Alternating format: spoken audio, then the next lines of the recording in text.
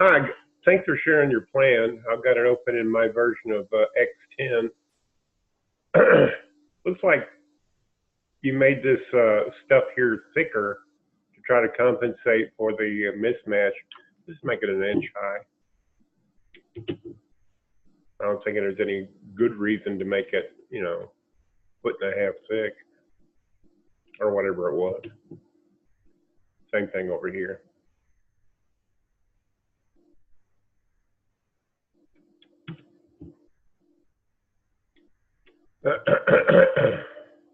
Also, this stuff crawling up on the side of the house, that's caused by, I believe, a setting in the specification dialog. No, you don't have flattened pad check. Well, it went away when it took the thickness out of this stuff here. Let me see if there's anything. Okay, the rest of that looks okay. The main thing wrong, as I said in my post, I'm going to go back to a cross section of your plan. Here's the garage over here, way out of the ground, see?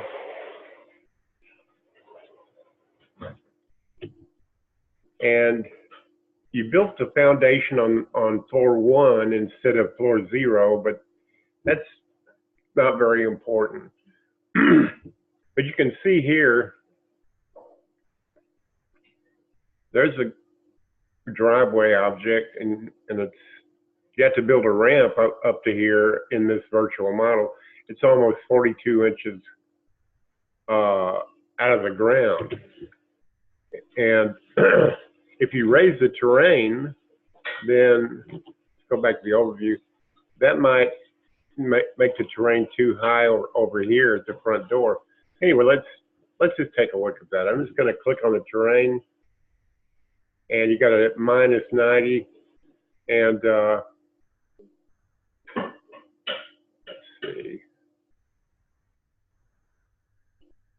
I'm going to do it this way, plus 42. See if that makes it go up or down. I always forget. Just wait and evaluate the change. Okay, that sent it in the opposite direction. So we want, let's see, it'd be 190. If this puts it in the right direction. I always forget because it's a minus value and that sort of thing. But we'll get there. But always make a change and then evaluate the change. But I think we're kind of back where we were.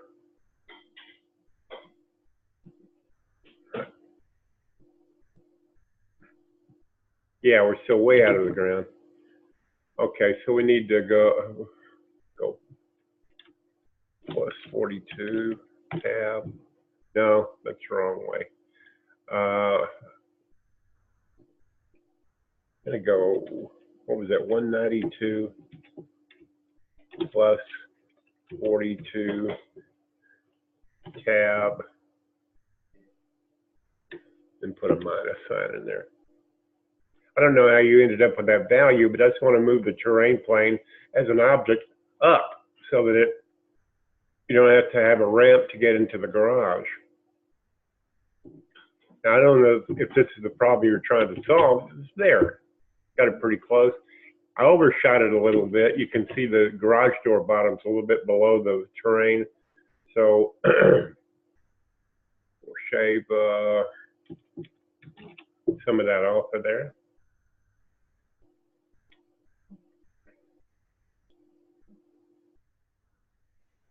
Let it update.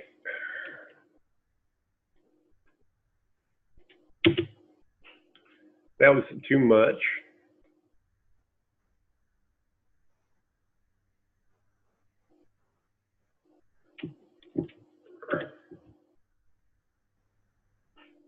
So I'm going to set it to the garage, which I commonly do, and then evaluate the rest of the house, how it is relative to the terrain. Okay, Okay, okay, I missed it an inch or two. So let's go 28, chop 2 inches off.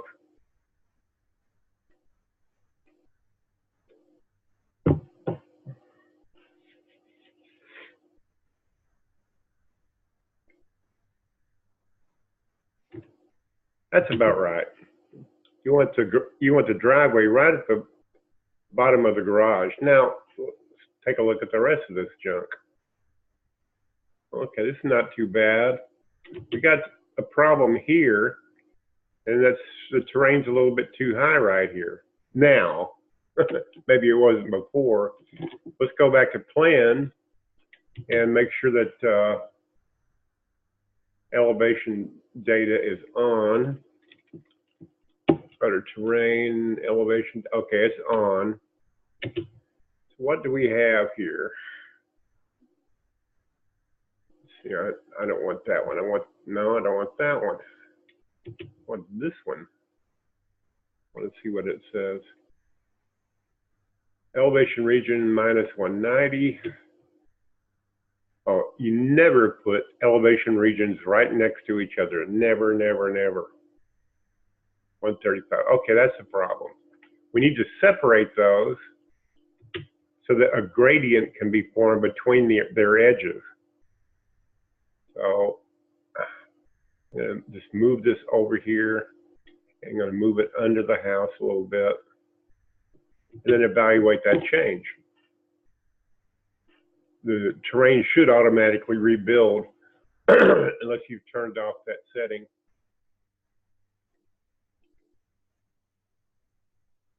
Let's see if that hadn't, no. Okay, I know what, I fixed the garage, so I don't need this camera anymore, so I'm going to close it. I want to go back to the overview. Okay, that fixed that up some. See, we're still flat over here, and now we got the terrain out of this deck area. These stairs look generally okay. Okay, we've got a problem here where this deck is underground. And again, that deck edge is right close to a couple of terrain objects. We've got this one. You've got a little space between them, so that's good. But okay, let's see what the value of this one is. I forgot. Minus 190. What's this one? Minus 150. Quite a bit different. Okay, so I'm going to move the edge of this one over just a little bit and move this one over so that the deck on this side of the house doesn't get swamped. I'm going to now evaluate that change. There's no science to this. It's an art, not a science. Perhaps, well, maybe it is somebody somewhere. Okay, that helps the deck some, but we're still underground here. So what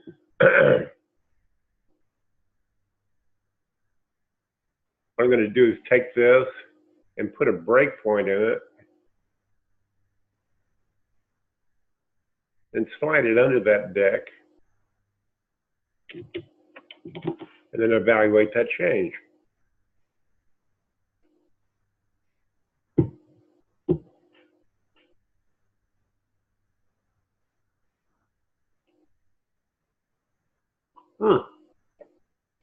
A bit better.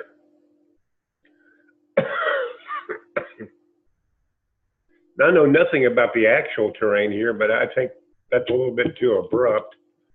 Excuse me. Where is that thing? Here, I think. Yeah, there it is. I'm going to move this edge a little bit further down screen. I don't want to mess up the front of the house, but I think we'll evaluate the change. You know, did it make it better or did it make it worse? And then we go from there. Okay, I think that looks a little bit better. Now, I don't know what the actual terrain looks like, so I'm kind of flying in the seat of my pants. Let's see. That's a little bit too much. That dirt's too high there. relative to those windows. That's not going to work. Let's see, what's this? Okay, what? That must be your terrain plane, I would assume. It is. Okay, good. I don't want to have any of these things overlapping. Let's see, what is this? Okay. So that's 115. I'm going to move it a little bit closer to the front. That shouldn't mess anything up. I don't want these things overlapping. See, here's one here, and they're overlapping. You don't never want those regions to overlap. But you need to leave a little space between them so a gradient can be formed between their values.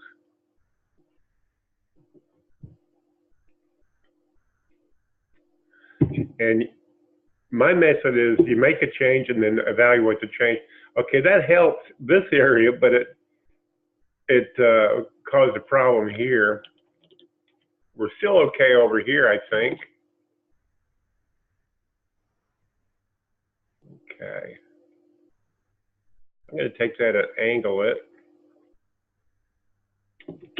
and then take a look at that.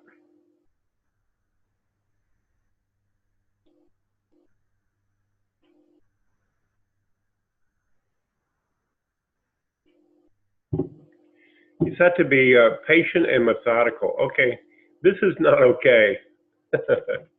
This is all right, but this is not working. Now what's causing that? See, there's that edge there. There's a front.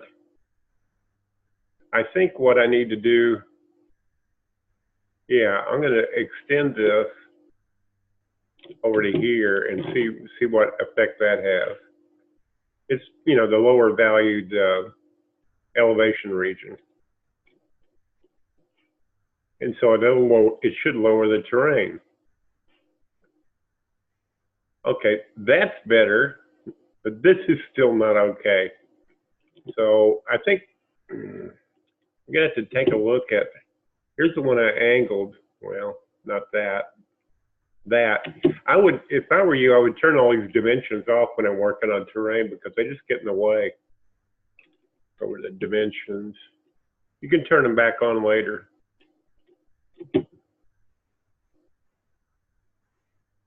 Yeah, okay.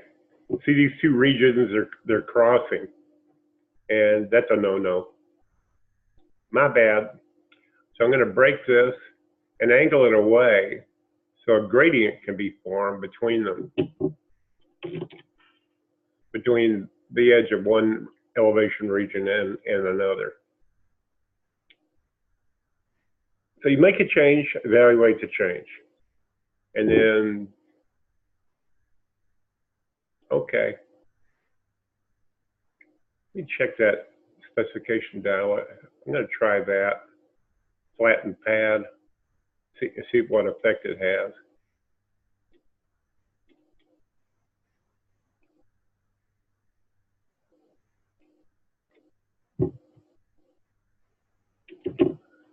Well, I think that created more problems than it solved. So,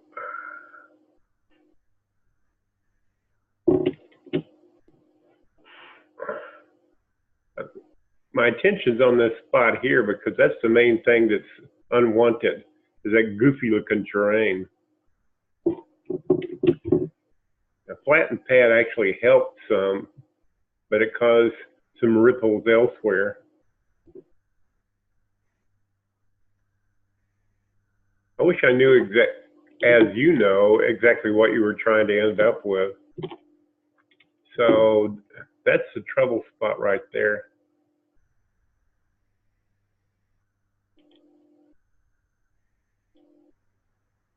And I move this back so there's more room for a gradient between this and this, that and this.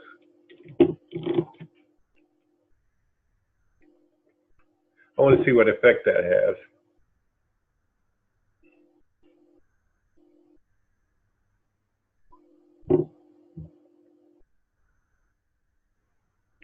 That made it worse. Okay. So I'm going to take this and go closer. And move this over to the edge of the porch and then evaluate that.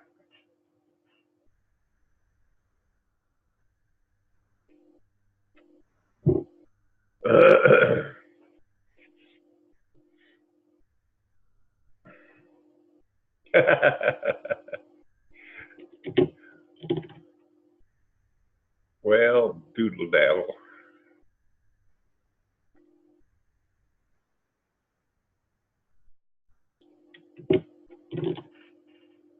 I'm going to try that and just take a look. I'm trying to get that terrain off of the side of the house.